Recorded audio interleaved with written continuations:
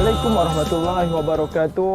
Saya ucapkan selamat datang kepada anda semua ke Remaja Sunnah, sebuah podcast di mana kami memberikan penekanan terhadap remaja untuk mengaplikasikan kehidupan seharian sesuai dengan ajaran dan tuntutan sunnah Rasulullah sallallahu alaihi wasallam. Saya Muhammad Hazlam bin Azmi sebagai hos anda pada hari ini bersama dengan dua orang tetamu jemputan yang saya kira sudah tidak asing lagi, iaitu saudara Muhammad Husin bin Ahmadi yang datang cukup jauh dari Johor Bahru, dan jauh. Saudara Zahid Abdullah yang berasal dari negeri Penyu, negeri keropok losong orang kata iaitu Terengganu. Assalamualaikum, apa khabar Zahid dan Husin? Waalaikumsalam warahmatullahi wabarakatuh. Alhamdulillah. Ya, baiklah insya-Allah. Dalam episod kali ini kita akan berbincang topik yang cukup hangat, iaitu mengenai bagaimana remaja Islam pada hari ini dapat mempamerkan tingkah laku yang menunjukkan penghayatan mereka terhadap akhlak mulia dan sunnah Rasulullah. Tanpa melengahkan masa, mari kita mulakan. Sebelum kita membahas tentang penghayatan akhlak, penting bagi kita untuk memahami apa sebenarnya akhlak itu dan bagaimana Rasulullah mengaplikasikannya dalam kehidupan seharian. Akhlak, kalau saya kira, ia merupakan satu perbuatan yang spontan, perbuatan yang telah tertanam dalam diri kita sehingga kita tidak perlu berfikir untuk melakukannya dengan panjang. Contohnya, kalau seseorang itu sudah biasa untuk mencarut, untuk berkata perkataan yang tidak baik, maka itulah akhlaknya. Jadinya akhlak ini secara mudahnya ialah cerminan hati yang bersih dan tulus. Dan sebab itulah Rasulullah digelar sebagai rahmatul lil alamin ataupun penyayang bagi seluruh alam. Sebab apa? Kerana apa? Kerana akhlaknya yang sangat mulia. Sebagaimana dalam hadis Rasulullah dari Sayyidina Nu'man bin Bashir radhiyallahu anhu kepada Nabi Muhammad, bersabda yang bermaksud, ingatlah bahawa di dalam jasad itu ada segumpal daging. Jika ia baik, maka baiklah ia. Jika ia buruk, maka buruklah ia. Ketahuilah bahawa ia adalah hati. Baiklah, selesai dengan definisi akhlak ini, saudara Husin dan Zahid, baru-baru ini kita digemparkan dengan sebuah berita yang telah tular di media sosial, iaitu terdapat segelintir golongan remaja yang telah membuli orang tua ataupun warga emas. Mari kita lihat video ini. 4 remaja berusia antara 15 hingga 18 tahun yang dipercayai terlibat dalam kes buli seorang wanita warga emas direman 3 hari sehingga Selasa depan. Kesemua mereka dibawa ke Mahkamah Magistrate Pasir Putih. Berdasarkan video ini, ianya telah menunjukkan yang mereka ini tidak menghormati orang yang lebih tua. Dan sudah tentu perkara inilah yang membimbangkan masyarakat Islam pada hari ini. Kerana apa? Kerana menunjukkan bahawa kurangnya penghayatan akhlak mulia dalam diri remaja di samping kelemahan jati diri dalam diri seseorang itu. Baiklah, saudara Zahid, saya sudah pasti anda menanti-nantikan soalan yang cukup panas ini. Jadinya Zahid, mengapakah isu sebegini berlaku? Baiklah, terima kasih saudara Hazlam. Assalamualaikum warahmatullahi wabarakatuh. Bismillahirrahmanirrahim. Alhamdulillahirabbil alamin. Wassalatu wassalamu ala asyrafil anbiya wal mursalin wa ala alihi wa sahbihi ajma'in. Amma ba'd. Berdasarkan video yang kita lihat tadi, iaitu isu remaja yang tidak menghormati orang tua.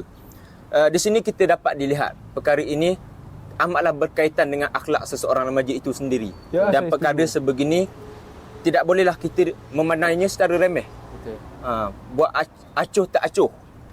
Dan perlulah kita lihat setiap perkara yang berlaku sudah semestinya ada puncanya. Jadi di sini saya akan mengemukakan beberapa punca mengapa isu ini berlaku. Punca pertama, remaja tidak menghormati orang yang lebih tua adalah rakan sebaya.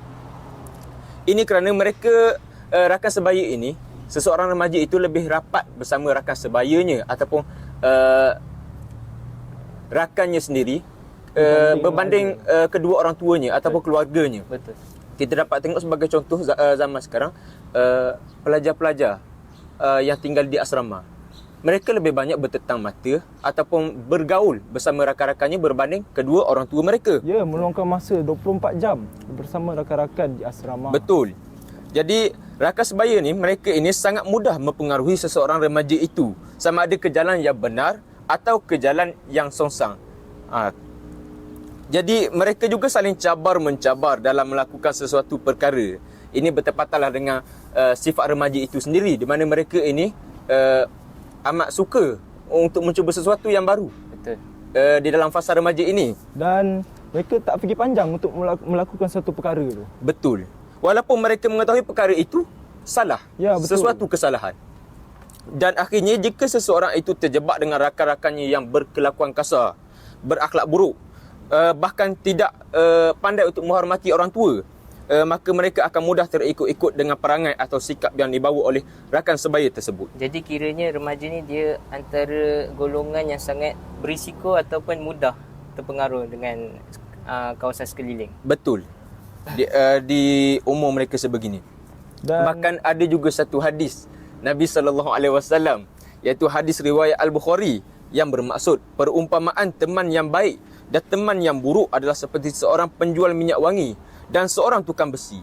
Adapun penjual minyak wangi akan memberikan kamu minyak wangi tersebut, atau kamu membeli daripadanya, atau kamu mendapatkan bauan yang harum daripadanya. Sedangkan tukang besi pula akan membakar bajumu dan juga kamu mendapatkan bau yang busuk daripada kerja pembuatan besi tersebut. Daripada hadis ini kita dapat lihatlah bahawa bagaimana seberapa besarnya pengaruh seseorang rakan itu kepada seseorang individu ataupun rakannya sendiri, sama ada membawanya ke arah jalan yang betul ataupun yang sebaliknya. Dia ada satu kata-kata hikmah dalam bahasa Arab yang maksud dia, kalau kita nak lihat agama seseorang itu, maka kita lihat pada teman dia.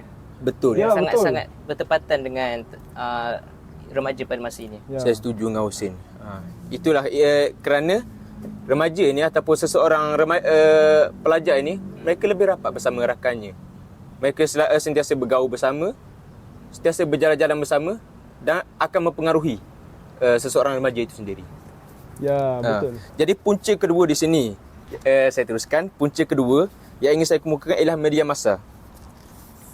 Kita dapat tengoklah dalam era serba digital hari ini, di mana begitu banyak pengaruh-pengaruh yang terdapat di dalam media massa atau dikongsi di dalam aplikasi-aplikasi media sosial seperti Instagram, TikTok dan sebagainya, yang begitu mudah untuk diakses oleh setiap pengguna, termasuklah remaja itu sendiri.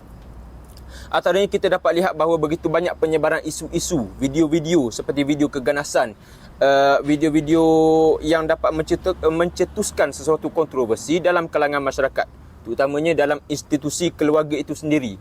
Elemen-elemen sebegini amat dibimbangi akan mempengaruhi perilaku seseorang remaja sehingga membawa mereka ke arah perilaku yang tidak baik. Ya. Penjelasan yang cukup padat dan ringkas saya kira, dan suka ingin saya tambahkan bahawa remaja ini juga merupakan satu golongan yang ingin diiktiraf dalam kelompok mereka. Betul. Jadi untuk mendapatkan penjelasan yang lebih lanjut, bagaimana saya ingin bertanya kepada saudara Husin, bagaimana pula dengan pendapat anda mengenai mengapakah isu sebegini berlaku? Baiklah, terima kasih. Bismillahirrahmanirrahim. Alhamdulillahirabbil alamin wassalatu wassalamu ala asyrafil anbiya'i wal mursalin wa ala alihi washabbihi ajma'in. Apabila kita melihat pada satu punca remaja yang tidak menghormati orang tua, saya ambil balik apa yang dikatakan oleh Zahid tadi, kita lihat terus pada punca dia. Dalam masa singkat kita terus lihat pada punca dia. Jadi bagi saya, yang pertama, kesibukan ibu bapa itu sendiri. Dalam konteks agama yang kita fahami pada masa ini, individu yang paling bertanggungjawab dalam menunjukkan suatu nilai-nilai agama ataupun nilai-nilai murni yang terbaik adalah daripada ibu bapa itu sendiri. Jadi tingkah laku ataupun apa yang dilakukan oleh ibu bapa ini pada waktu anak dia kecil, itulah yang akan anak itu sendiri akan ikut dia. Ya, macam ada satu ungkapan, ibu bapa ini merupakan profesor utama di rumah untuk anak-anak. Jadi dalam satu pepatah Arab itu dikatakan, man lam yata'allam fi sagir lam yataqaddam fil kibar, iaitu bermaksud siapa yang tidak menuntut, siapa yang tidak mempelajari waktu kecil dia, maka dia tidak akan berkembang pada masa besar dia. Jadi apa yang dipelajari, apa input-input yang dimasukkan dari khususnya daripada ibu bapa ini sendiri kepada anak-anak mereka, maka itulah yang akan membangunkan dia pada masa besar dia. Jadi sebenarnya ibu bapa ini dia hanya tersedar apabila anak-anak dia semakin teruk atau semakin buruk akhlak dia. Buat kata pepatah, sudah terhantuk baru tergadah. Jadi sebenarnya mereka haruslah ibu bapa ini haruslah bermunasabah diri mereka sendiri. Apa yang telah mereka tunjukkan, apa yang telah mereka corakkan itu sendiri dari kepada anak mereka ketika mereka kecil. Yang kedua, saya ambil aspek sifat semula jadi remaja itu sendiri.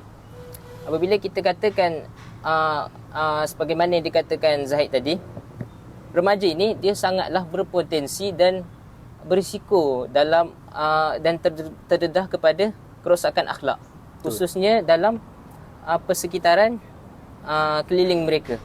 Kerana mereka ini adalah golongan yang sukakan kepada cabaran baru, hiburan baru, cabaran baru, dan lama-kelamaan mereka akan ketagih dan terus terjebak dalam perkara tersebut. Betul. Ini bertepatan juga kerana naluri manusia itu ataupun khususnya golongan belia ini sangat cepat meniru ataupun terpengaruh dan terikut-ikut kepada teman rakannya, sebagaimana yang Zaid katakan pada ketika masa muda mereka. Contoh-contoh aktiviti seperti penyalahgunaan dadah ataupun vandalisme, ataupun yang paling mudah sekali kita nampak adalah budaya lepak. Budaya lepak yang menunjukkan kepada kerosakan akhlak ini. Ini sebenarnya bukan sahaja kita boleh ini apabila berlakunya kerosakan akhlak, maka mereka juga hilanglah malu dalam diri mereka. Ya, jadinya penjelasan yang cukup untuk kita simpulkan bahawa pengaruh rakan sebaya dan peranan daripada ibu bapa yang kurang itu merupakan punca terbesar mengapakah isu keruntuhan akhlak dalam kalangan remaja. Jadinya terdapat banyak faktor yang menyebabkan isu sebegini berlaku, dan seperti yang saya katakan tadi, faktor keruntuhan akhlak remaja Islam pada hari ini. Jika kita lihat dahulu, Rasulullah sangat menghormati orang yang lebih tua. Bahkan beliau memberikan perhatian kepada orang tua seperti yang terlihat dalam perkataan dan perbuatan baginda. Saya kira keruntuhan akhlak remaja memiliki impak yang sangat signifikan terhadap masyarakat dan negara. Seperti yang kita tahu, Al-Quran merupakan kalam Allah yang diturunkan kepada Nabi Muhammad untuk membentuk akhlak seluruh manusia. Akhlak ini sangat penting dalam menentukan kemajuan sesebuah masyarakat dan negara, dan juga ianya perlu disandarkan kepada indikator iaitu seperti penghayatan nilai murni, akhlak mulia dan etika keterpadunan yang baik. Dengan ini, keruntuhan akhlak remaja pada hari ini tidak hanya berdampak kepada kehidupan sosial, namun juga pada masa depan negara. Oleh itu, Zahid, saya ingin bertanyakan soalan, bagaimana penghayatan akhlak mulia yang berlandaskan sunnah mampu mempamerkan tingkah laku remaja yang unggul? Terima kasih saudara Hazlam atas soalannya. Jadi penghayatan akhlak mulia yang berlandaskan as-sunnah membantu dalam membentuk sasiah yang unggul. Jadi kita dalam konteks membicarakan tentang kepentingannya lah. Ya. Jadi di sini saya ingin mengatakan bahawa akhlak mulia ini dapat membina kesejahteraan dan kebahagiaan. Ini amatlah bertepatan dengan adab manusia itu sendiri, di mana semua manusia itu sukakan kebaikan, termasuklah akhlak itu, dan membenci kepada kejahatan, maknanya akhlak yang buruk. Jadi untuk merealisasikan ini, setiap manusia itu perlu mempunyai akhlak mulia. Dengan itu manusia akan bahagia dalaman dan luaran. Jadi akhlak mulia ini juga akan lebih memudahkan bagi kita untuk mengajak seseorang itu untuk melakukan kebaikan, ataupun lebih orang kata mengajak orang yang bukan Islam untuk lebih Kita menunjukkan nilai agama kita. kita menunjukkan nilai agama kita, apa pembawaan agama kita, dan dapat membawa orang bukan Islam untuk lebih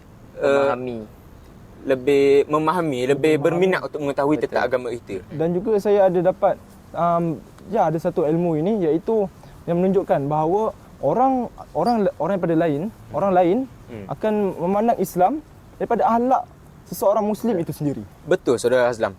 Di sini saya juga ada satu kisah seorang Yahudi buta yang menghina Rasulullah SAW. Dan cerita ini saya kira agak terkenal lah. Jadi satu kisah. Bagaimana itu? Iaitu seorang Yahudi buta, dikisahkan dia ni berada di satu tempat, sama ada pasar kalau saya tak silap.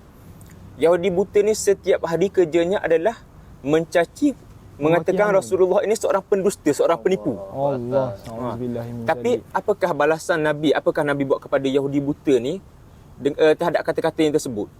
Apa je buat Nabi setiap hari Nabi membawa makanan dan memberi makan. Masya Allah. Bahkan Nabi menyuapkan makanan itu kepada Yahudi buta tersebut. Bukan Walaupun setiap hari dia dicaci walaupun maki. setiap hari dia mencaci maki Rasulullah sallallahu alaihi wasallam. Nabi Muhammad. Nabi suap, bukan sekadar suap, Nabi dikatakan Nabi mencercakan, Nabi menghancurkan makanan tu untuk lebih mudah dikunyah bagi Yahudi buta tu.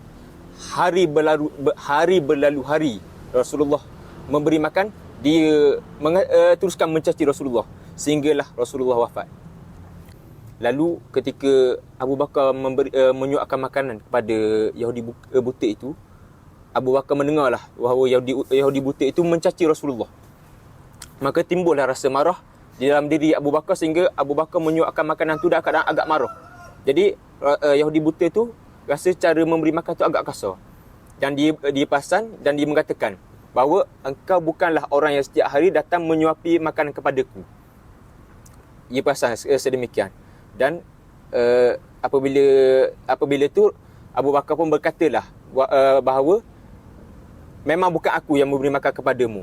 Orang yang memberi makan kepadamu tu telah pun meninggal. Lalu Yahudi itu pun terkejut. Dan dia bertanya, siapakah yang memberi makan kepadaku itu setiap hari sebelum ini? Maka dalam keadaan sebab Abu Bakar memberitahu bahawa itulah Nabi Muhammad sallallahu alaihi wasallam. Jadi dengan itu, apabila diberitahu itu bahawa Yahudi tersebut menangis dan dia bertanya kepada Abu Bakar, beritahu kepada aku apakah ajaran yang dibawa oleh Muhammad. Lalu ketika itulah Yahudi itu masuk Islam. Dan di sini kita dapat lihatlah bagaimana akhlak mulia yang ditunjukkan oleh Nabi itu kepada si Yahudi buta itu, walaupun dia tak nampak, dapat menariknya untuk masuk ke Islam. ke dalam agama Islam. Okay. Ya, Akhlak itu tidak perlu ditunjukkan pun. Betul. Orang itu tidak nampak pun. Dia tak nampak pun. Dia tak nampak. Tapi Kesannya sangat. kesannya Kesan dia apabila dia dirasai. dapat tahu, terus dia masuk Islam. Betul. Alhamdulillah. Ya, penjelasan yang cukup bagus. Dan dari situ kita dapat lihat bahawa betapa besarnya pengorbanan dan jasa Nabi Muhammad ya. Dan Nabi Muhammad ni melayan semua orang, tidak kira pangkat, tidak kira umur, tidak kira perbezaan apa Betul. sekalipun. Dan tengok kesannya kepanjangnya sehinggakan seorang buta itu masuk ke Islam ya Zaid. Betul. Ya. Dan seterusnya saya akan bertanyakan soalan juga kepada Husin. Bagaimana pula dengan pendapat Husin? Adakah bagaimana penghayatan akhlak mulia yang berlandaskan sunnah ini mampu membantu mempamerkan tingkah laku remaja yang unggul pada hari ini? Penghayatan akhlak mulia berlandaskan sunnah membantu Ya. menjadikan seseorang individu itu. Kita berbalik, kita lihat balik kepada apakah itu akhlak. Kita boleh jadikan akhlak ini, kita simpulkan sebagai suatu indikator ataupun kita gambarkan dia sebagai kayu ukur dalam pembangunan sesebuah tamadun bangsa itu. Kita tak payah tengok pada sasiah dulu, kita lihat kepada pembangunan bahasa benda lagi besar. Kerana apa? Kerana bila adanya akhlak ataupun wujudnya teladan ini, maka amat penting sebenarnya dalam pembentukan model insan yang cemerlang selari dengan kehendak Al-Quran. Yang kedua, apabila kita mengaplikasikan sunnah Rasulullah, dan di antaranya ada akhlak, dan dalam setiap aspek kehidupan kita, dan kita akan mampu menjelmakan satu umat yang kuat dan cenderung serta cemerlang kepada Islam sebagaimana ketika zaman Rasulullah ketika dahulu. Saya ambil satu kisah ataupun kita aplikasikan kehebatan Al-Amin, atau kita panggil dia kejujuran Al-Amin itu. Sifat Al-Amin yang ada pada Rasulullah, sehingga kan pada era dakwah Islam ketika di Mekah dahulu, Rasulullah ramai yang masih tidak mempercayai Rasulullah ataupun tidak beriman kepada Rasulullah, tetapi kepercayaan mereka tetap meletakkan barang-barang berharga di bawah jagaan Rasulullah. Barang-barang berharga, tapi mereka tidak percayai ajaran ni. Macam mana? Mereka meletakkan misalnya emas atau barang-barang yang mereka sayangi pada Rasulullah untuk Rasulullah jaga kerana mereka percaya pada Rasulullah. Jadi kat sini kita boleh nampak bahawa apabila orang yang berakhlak baik ataupun dia ada mempunyai budi pekerti yang baik, akan menjadikan jiwa seseorang itu bukan sahaja cenderung kepada kebaikan, bukan sahaja mentaati pada perintah Allah, tetapi orang lain juga minat kepada dia. Ini sekaligus ini boleh membentuk sasiah seseorang diri itu apabila diri seseorang itu mempunyai akhlak yang baik. Kata Sayyidina Ali dalam satu syair dia mungkin, al-adabu la yuba'u wa la yushtari bal huwa tabi' fi qalbi kullaman tarabbah falaisal fakiru man faqada zahab wa innal fakiru man faqada al-akhlaq wal adab. Sesungguhnya adab itu tidak boleh dibeli atau dijual, tetapi untuk siapa yang mengikuti pada hati dia dan dia telah mempelajari dia. Dan bukanlah seorang yang miskin itu yang tiada emas, yang tiada harta, tetapi orang yang miskin itu sebenarnya pada hakikatnya adalah orang yang tiada akhlak dan adab. Ya, saya kira ulasan yang diberikan itu cukup dan sangat-sangat baik. Namun boleh saya tambah dan kaitkan bahawa penghayatan akhlak mulia ini didasari dengan prinsip iman, amal dan akhlak. Suka untuk saya beri perumpamaan seperti ingin membina sebuah rumah. Untuk membina sebuah rumah, pertama sekali kita perlu ada tapak. Setelah ada tapak, baru kita bangunkan tiang dan membina rumah tersebut. Setelah siap dibina, barulah kita hias dan kita akan mengecat rumah tersebut. Jadi di sini, tapak itu merupakan iman sebagai keyakinan dalam ajaran agama, memberikan landasan moral dan spiritual kepada remaja. Yang kedua ialah pembinaan tiang dan rumah tersebut. Itulah amal atau perbuatan baik yang mengajarkan remaja untuk berperilaku positif dan bertanggungjawab. Dan yang terakhir sekali, menghias rumah tersebut. Dan itulah merupakan akhlak. Iaitu membentuk akhlak inilah yang membentuk karakter dan perilaku remaja yang baik dalam kehidupan seharian. Sebagai contoh, seorang Muslim yang sejati akan bersikap amanah, berdisiplin dan adil. Ibadah yang dilaksanakannya itulah merupakan amalan yang membuktikan kemantapan akhlak dalam diri remaja. Baiklah, saya rasa berdasarkan soalan-soalan tadi, saudara Zahid dan Husin agak kehausan. Ke saya yang haus sekarang ni? Jadinya marilah kita berehat sebentar. Isu dan masalah akhlak ini pasti ada solusi yang terbaik untuk menanganinya. Baiklah Husin, saya ingin meminta pendapat anda. Bagaimanakah peranan manusia sebagai khalifah ini dapat memastikan akhlak remaja terus dipelihara berlandaskan sunnah? Ada banyak aspek kalau kita nak menceritakan tentang peranan manusia. Peranan manusia ni dalam satu ayat Quran, tidaklah Allah menjadikan kita ni untuk kita menyembah kepada Allah ataupun kita menjadi khalifah di muka bumi ini. Jadi peranan khalifah di muka bumi ini kita bukan saja lihat pada perspektif diri kita, tapi banyak lagi peranan orang lain. Kita yang pertamanya kita boleh lihat dari segi media masa. Media masa sebenarnya kalau kita tengok manfaat dia banyak. Tapi kita boleh juga ianya boleh juga menyumbang kepada negatif. Khususnya kepada para remaja, bukan sahaja remaja mungkin, pada semua sekali. Kerana yang pertama, saya ambil satu contoh, rancangan yang berbentuk hiburan pada masa ini. Sebenarnya mereka turut boleh menjadikan artis-artis ini, remaja boleh menjadikan artis ini sebagai idola mereka ataupun model dan ikutan mereka. Sekaligus mereka mengikuti ataupun media sosial ini sensasikan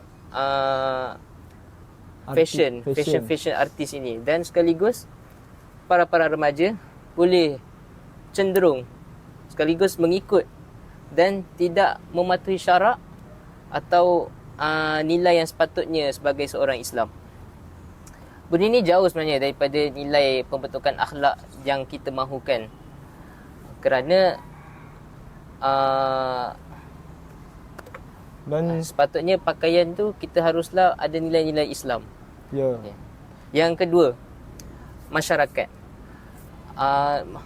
Konteks masyarakat kejiranan sebenarnya kita dapat melatih individu ataupun remaja ini untuk menolong mereka ke arah nilai-nilai yang positif ataupun nilai-nilai murni akhlak yang baik, insaniah. Betul. Kerana mereka juga para remaja ini dia akan mudah terdedah dan terpengaruh pada pengaruh persekitaran setempat sebagaimana yang dikatakan Zaid sebentar tadi. Jadi besarlah harapan ataupun sepatutnya masyarakat tidak kira muda ataupun tua, kita saling menunjukkan nilai-nilai yang baik antara satu sama lain, sekaligus kita boleh menunjukkan nilai Islam ini kepada bukan saja kepada orang Islam kita sendiri, tapi kepada orang yang bukan Islam. Setuju ke kalau saya katakan daripada perspektif yang lain, berkaitan dengan masyarakat tadi ya. Contohnya saya bagi satu contoh, seorang penagih dadah dan dia telah dihantar ke pusat pemulihan. Selepas itu telah pulang ke rumah tempat asalnya, dia telah berubah untuk menjadi orang yang lebih baik. Namun terdapat stigma masyarakat terhadap beliau, menyebabkan beliau tidak dipandang buruk dalam kelompok masyarakat, dan itu juga merupakan salah satu sebab kenapa orang-orang yang telah berubah ni kembali kepada kejahatan yang mereka lakukan sebelum. Saya boleh petik satu kata-kata dalam bahasa Melayu ni, kita panggil kerana satu kesalahan boleh merosakkan, Kerana nila setitik rosak susu sebelanga. kerana satu kesalahan rosaklah 1000 kebaikan yang kita pernah buat selama ni. Dan juga saya ingin katakan seperti pihak media massa, sepatutnya pihak media massa ini tidak hanya berfikir untuk mengaut keuntungan semata-mata. Betul. Dan perlu ada sifat kesedaran untuk memberikan informasi, Kita maklumat yang boleh umum. masukkan perkara-perkara yang ilmiah, contoh dalam segi nilai-nilai murni kepada masyarakat melalui media massa itu. Dan itulah sedikit sebanyak ilmu yang kita dapat daripada saudara Hussein. Ya, orang yang sangat-sangat saya kira selalu menjadi panduan kepada saya untuk bertanya satu kemusykilan berlaku ya. Termasuklah saya. Ya. Okey, baiklah. Bagi saya jugalah, peranan rakan sebayi itu juga sangat penting. Sebagai rakan yang bertanggungjawab, kita seharusnya melaksanakan amar ma'ruf nahi munkar. Hal ini bertepatan dengan surah Ali Imran ayat 104, iaitu a'udzubillahi minasyaitonirrajim wala takum minkum ummatun yad'una ilal khair wa ya'muruna bil ma'ruf wa yanhauna 'anil munkar wa ulaika humul muflihun. Yang bermaksud, dan hendaklah di antara kamu ada segolongan orang yang menyeru kepada kebajikan, menyuruh yang makruf dan mencegah dari yang mungkar. Tahu tak apa maksud tim? Pasukan. Dia sebenarnya ada singkatan. TEAM. TEAM. Ya, betul. Singkatan dia, Together Everyone Achieve More. Jadinya sebagai kawan yang baik, kita kena bersama-sama saling bantu-membantu untuk menjadi seorang Muslim yang sejati yang menghidupkan sunnah Rasulullah. Kalau kita tengok dalam sirah Nabi lah kan, persahabatan antara Nabi Muhammad dan Abu Bakar merupakan contoh akhlak yang baik yang kita boleh contohi. Abu Bakar ni merupakan sahabat Nabi yang paling rapat, dan dialah lelaki pertama yang memeluk Islam, dan dialah orang yang pertama yang percaya kepada kisah Isra' dan Mi'raj Nabi di saat semua orang meragui kisah tersebut. Dan juga kalau kita lihat anak Abu Bakar yang baik ini dapat lihat daripada kejujuran, tanggungjawab, kesetiaan kepada rakannya, kesediaan untuk membantu orang lain dan rendah hatinya. Oleh itu, remaja pada hari ini perlu berada dalam circle yang elok dan saling bantu-membantu untuk membentuk ukhuwah dalam mengejar keridaan Allah. Ya, itu merupakan sekiranya pendapat saya lah, menyatakan peranan rakan sebaya yang baik ini dalam membentuk akhlak dan sasiah yang unggul dalam diri remaja. Baiklah, alang-alang menyeluk perkasam biar sampai ke pangkal lengan. Marilah kita bertanya pula kepada Zahid. Okey, baiklah Zahid. Saya pun tak sabar dengan Zahid. Ya. Bagaimanakah? Apakah peranan manusia sebagai khalifah dapat memastikan akhlak remaja terus dipelihara berlandaskan sunnah? Baiklah, terima kasih saudara Hazlam. Hujah yang mantap dan bersemangat saya kira. Jadi oleh kerana kesuntukan masa, saya akan sambung sedikitlah peranan-peranan ni dalam memastikan akhlak remaja terpelihara berlandaskan sunnah. Sedikit tapi padat tu. Saya akan cuba. Saya akan sambung sedikit. Jadi di sini saya akan sentuh peranan ibu bapa. Sebagaimana tadi, ibu bapa ini ialah kita katakan guru pertama, pendidikan pertama anak-anak itu sendiri. Saya mulakan dengan hadis Nabi sallallahu alaihi wasallam, itu hadis riwayat Al-Bukhari, yang bermaksud setiap anak yang dilahirkan itu dalam keadaan fitrah. Kedua ibu bapanya lah yang menjadikannya, yang mencorakkannya, sama ada menjadi Yahudi, Nasrani atau Majusi. Di sini kita dapat lihat betapa pentingnya peranan kedua ibu bapa dalam mencorakkan anak itu.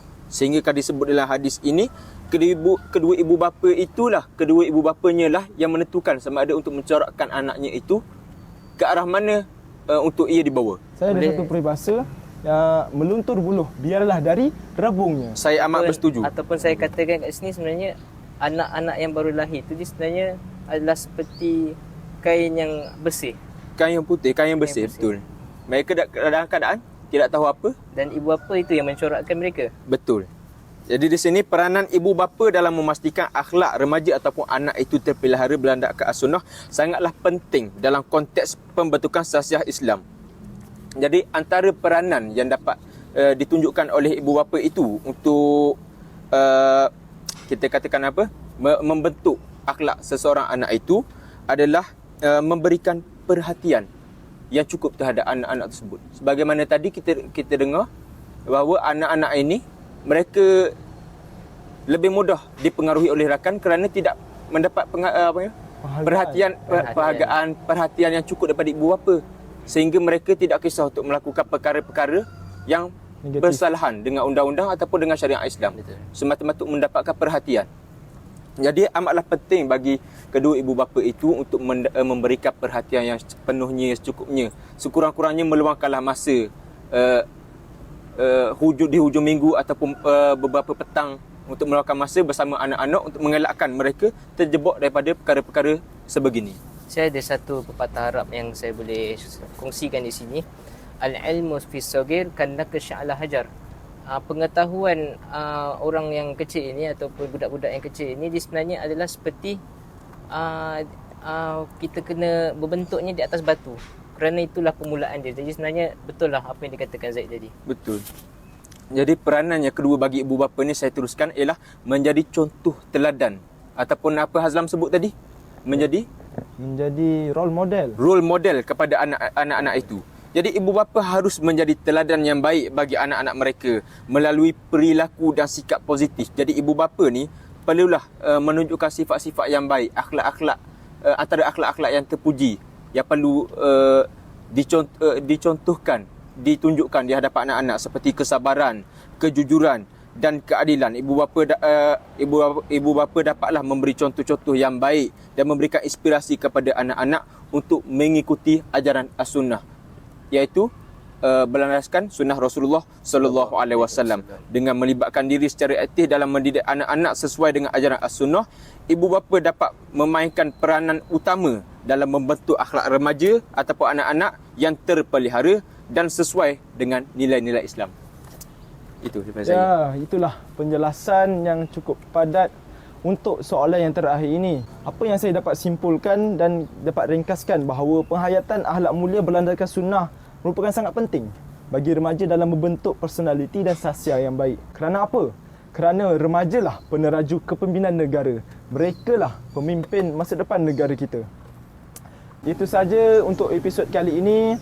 Kami telah membawakan anda untuk meneroka isu permasalahan akhlak dalam kalangan remaja dan bagaimana mencari solusi yang terbaik untuk menanganinya. Terima kasih kerana telah sudi meluangkan masa dan telah menyertai podcast Remaja Sunnah. Saya Hazlam bersama Hussein dan Zahid. InsyaAllah, ikuti kami di media sosial untuk mendapatkan info terkini. Jangan lupa like, share dan subscribe, dan jika anda mempunyai sebarang persoalan dan topik yang ingin dibincangkan, hantarkan komen kepada kami. InsyaAllah, jumpa lain kali. Jaga diri, jaga akhlak. Sesungguhnya Remaja Sunnah, pemangkin masa depan Islam. Wabillahi taufiq wal hidayah. Wassalamualaikum warahmatullahi wabarakatuh. Sekian, terima kasih.